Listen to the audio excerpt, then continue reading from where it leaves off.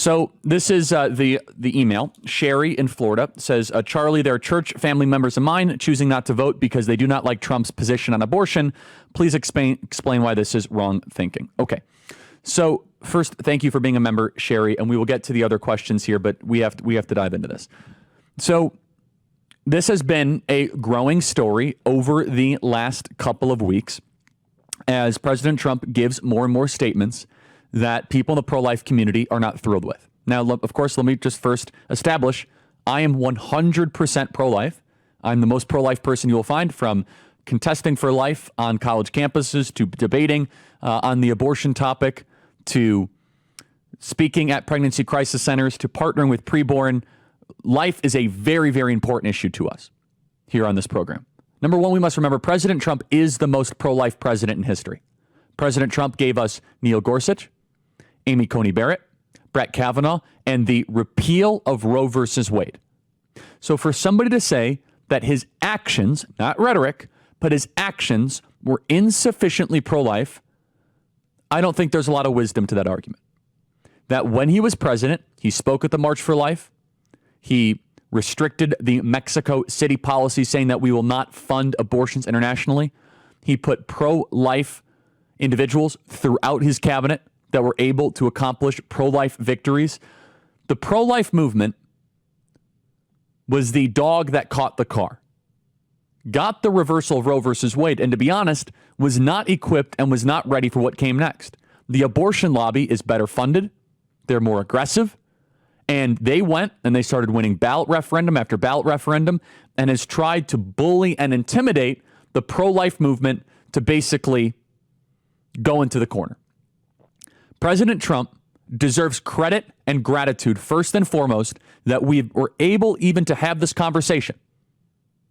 Thanks to him. President Trump said on Truth Social last year, quote, "After 50 years of failure, with nobody coming even close, I was able to kill Roe v. Wade, much to the shock of everyone." President Trump, in his answer on abortion with Joe Biden in the Joe Biden debate that ended Joe Biden's career, was a terrific answer. He brought the abortion issue to a draw. Now, we must also remember, for those of us that are pro-life, when I mean pro-life, I mean no exceptions. And many of you in the audience are not probably as pro-life as I am, and that's okay. That the country is not as pro-life as we would like them to be. That the country is not on this issue where we'd like them to be. Now, that's a cultural issue and one that we have to work towards. With all that being said, pro-life leaders who I really respect and really like, who I bet you could guess who they are, we had a long conference call yesterday, and they are growing very upset, some of them, and annoyed with what President Trump is saying. This is not breaking news, by the way. Just look on social media, look on the Politico story, so on and so forth. And so President Trump gave a kind of an interview with Dasha Burns, where he first remarked about the Florida amendment. Now, to be very clear, he has not said where he's going to vote on the Florida amendment. And the Florida amendment, and Blake, can you set the exact details on the Florida amendment? Make sure I get it right. So we're not exactly clear yet how he's going to vote on that. This all started, though, not started, but it accelerated last week when President Trump wrote on Truth Social that he was going to be a great president for reproductive rights for women.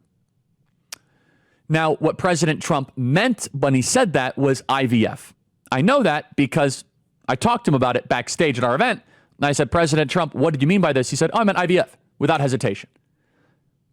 I don't anticipate he'll ever use those phrase reproductive rights again, but that's what he meant by IVF. Now, reproductive rights largely has been a term that the left and the pro-aborts have been pushing for the last couple of decades. Okay, so Dasha Burns asked President Trump a couple questions about this.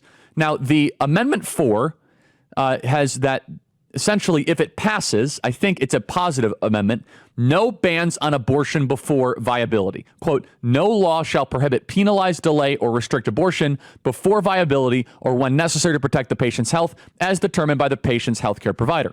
This amendment does not change the legislature's constitutional authority to require notification to a parent or guardian before a minor has an abortion. That's Amendment 4. So we do not yet know how President Trump is is going to vote on this. He did mention 6 weeks, so I think he's connecting two separate things together here with Ron DeSantis's law And then also Amendment 4, play cut 185. You overturn, everyone does. I think everyone Roe, does, yeah. and you want abortion to be a states' rights issue. In Florida, the state that you are a resident of, there's an abortion-related amendment on the ballot to overturn the 6-week ban in Florida. How are you going to vote on that? Well, I think the 6-week is too short. It has to be more time, and and I've told them that I want more weeks. So you'll vote in favor of the amendment? I am going to be voting that we need more than 6 weeks. Look, just so you understand, everybody wanted Roe v. Wade terminated for years, 52 years. I got it done. They wanted it to go back to the states. Exceptions are very important for me, for Ronald Reagan, for others. So let's go through that. He does not say how he's going to vote on the amendment. His answer is not as pro-life as I am. Okay. Now, mind you, notice the Reagan reference where Reagan was a pro-life president. It's very important. And how I am going to address this both publicly and privately, President Trump, is the pro-life movement is the backbone of the conservative movement. The pro-life movement is necessary towards victory in November. And yes, the country is not as pro-life as we'd like to be, but the pro-life movement shall not and should not be forgotten. Now, understand that on this program, we do not like all the exceptions that are say there. We dislike that. But politically, those exceptions are practically necessary if we want to restrict the other 99.9% of abortions. Now, President Trump is at his best on this issue when he talks and he plays offense on the issue of abortion, on late-term abortion. He has it in him. He can do this.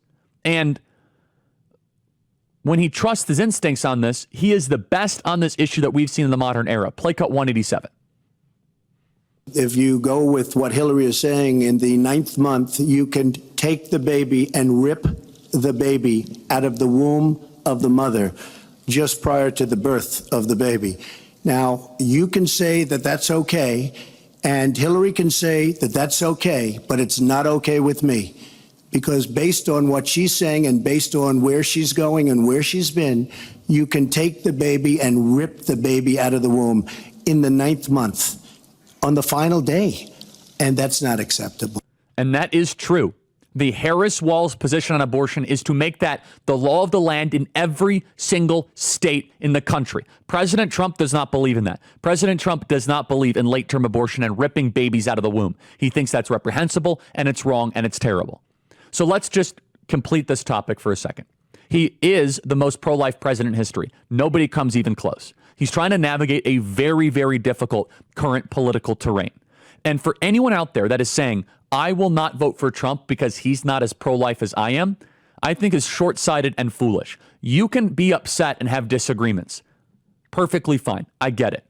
But trying to create a defection against the most pro-life president ever, to then hand the presidency potentially to the most pro-abortion candidate ever, where they have abortions and vasectomies outside of the DNC, they chemically castrate children under gender-affirming care, tampons in boys' bathrooms, and to nationalize an abortion agenda, the likes of which we've never seen before. It's self-defeating.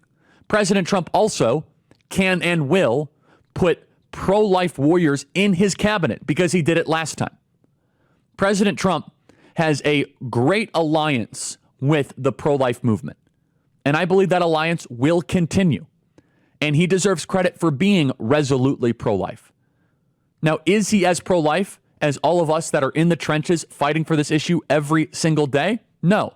But understand, President Trump can and will stop the harassment and the criminalization of pregnancy crisis centers. He can improve the paths to adoption.